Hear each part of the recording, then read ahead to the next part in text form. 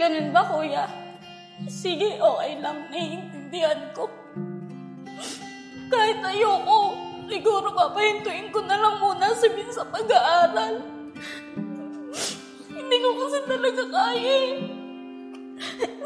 Siguro, magpapatulong na lang muna ako sa kanya para dumiskarte. Para kumita kami ng pera. Kahit magtinda-tinda na lang muna kami. Yet, pasensya na. Pero huwag ka mag-alala. Pag nagkatrabaho ko, tutulungan ko kayo. Salamat, kuya. Matambayan Uy, Lad! Sama mo da! Pre, dito lang kala Kevin. Kakausapin ko kasi. Sasabihin ko sa kanya na tinanggap na lang ng kapatid ko, inalok niyang trabaho para sa kapatid ko. Ganun ba? Baka pwede naman ako sumama dyan. Pakikitambay lang ako kala Kevin. O sige, tara, sumama ka na. Tara. Saan dito si Kevin? Kevin? Parang Kevin? Uy, Nad, ikaw pala yan. Anong balita? Pumayag na ba yung kapatid mo? O pre, kaya nga ako nandito eh. Pumayag na yung kapatid ko dun sa inalok mong trabaho para sa kanya.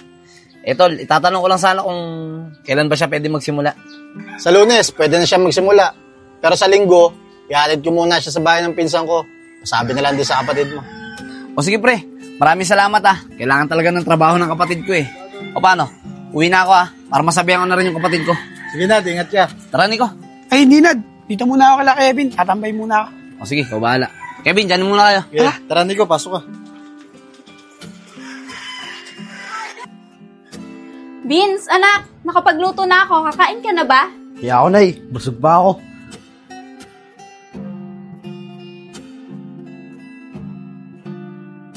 Vince, anak, galit ka ba kay nanay?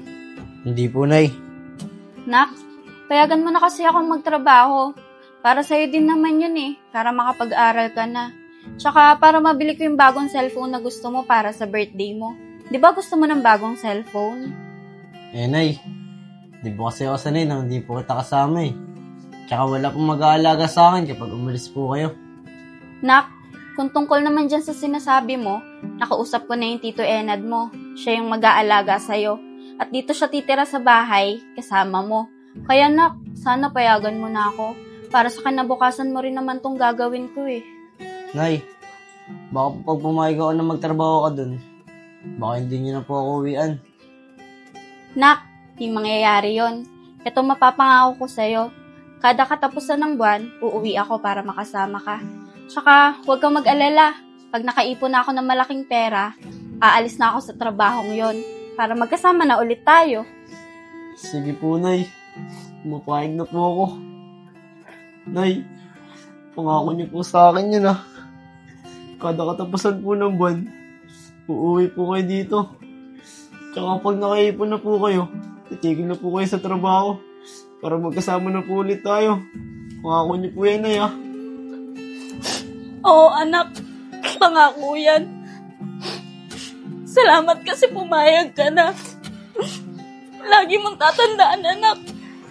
Gagawin to ni nanay para sa future mo. Mahal na mahal kita.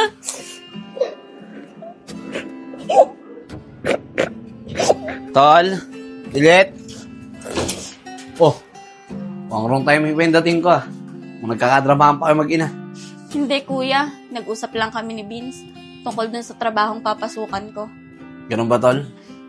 O anong balita? Pumayag na ba si Vince na papasok ko dun sa trabahong inalok sa'yo ni Kevin? Oo, kuya. Nakapag-usap na kami at pumayag na siya. Ayos pala, Tol eh. Buti naman kung ganun. Kasi may good news din ako sa'yo. Galing nga pala ako sa bahay nila Kevin. Kinausap ko siya. At ang sabi ko, tinatanggap mo na yung trabahong inaalok niya para sa'yo. Tsaka Tol, sabi niya, Lunes daw pwede ka na magsimula. Pero Tol, linggo pa lang, alis na daw kayo. Ihahatid ka daw niya dun sa pinsan niya, dun sa papasukan mo. Kaya Tol, kung ako sa'yo, ready mo na yung mga gamit na dapat mong dalhin. Talaga, kuya? Maraming salamat, ah. Basta, kuya, pag alis ko, ikaw na bahala kay Vince, ah. Tsaka, kuya, pag alis ko, dito ka na agad tumira para may kasama si Vince. Oo naman, Tol. Pag alis mo, dito na agad ako titira para may kasama yung anak mo. Tsaka tol, huwag ka mag-alala. Akong bahala sa anak mo, hindi ko siya papabayaan. Salamat talaga, kuya. Wala yun. O paano? Alis na muna ako, may pupuntahan pa ako eh. Binalita ko lang sa'yo na pag-usapan namin ni Kevin. Sige, kuya, ingat. O sige, Vince, tsaka muna. Ay, nak, natatandaan mo ba yung pinupuntahan natin dati? Doon sa may tulay, sa tabing dagat. Gusto mo, puntahan ulit natin? Opo, Nay, natatandaan ko po. Tara po, punta po tayo doon. Sulitin po natin yung araw na magkasama po tayong dalawa. Para bago po kayo umalis, may banding po tayo. Tara na, nak. Tara po. Nay, ang ganda talaga dito, ano? Kahit ang tagal na natin din nakapunta dito. Oo nga eh. Tsaka ang presko ng hangin dito, no? Ay, Nay, may ginagawan tulay doon, oh. Tara, punta natin. Tara! Uy, Vince, baka bawal pumunta dyan. Hindi po yan, Nay. May mga bata nga po doon, oh. Kasi nak, takot ako sa matataas eh. Hindi po, Nay. Ako pong bahala sa'yo. Tara po, ganda po tanawin doon, oh. Ay, ganda ka na. Ayoko! Ano ba? Hindi ako na! Wala ka dyan, eh. Vince, stay mo ako! Ay, tignan niyo po. Ang ganda po ng tanawin dito. Uy, Vince, huwag mo na uulitin yun ha. Tinakot mo ako doon. Ay, sorry po, Nay. Ay, tignan niyo po. Ang ganda po ng tanawin. Oo nga eh. Ganda talaga dito, no? Opo, Nay. Nay, maraming salamat po, ah. Dahil lagi niyo pong iniisip yung kinabukasan ko. Wala yun, anak. Obligasyon ko yun bilang magulang mo. Salamat po, Nay. Kaya, Nay, lagi po kayo mag-iingat sa pupuntahan niyo, ah. May miss po kita. Mamimiss din kita, anak. Lagi ka rin mag-iingat dito, ha? Opo, Nay.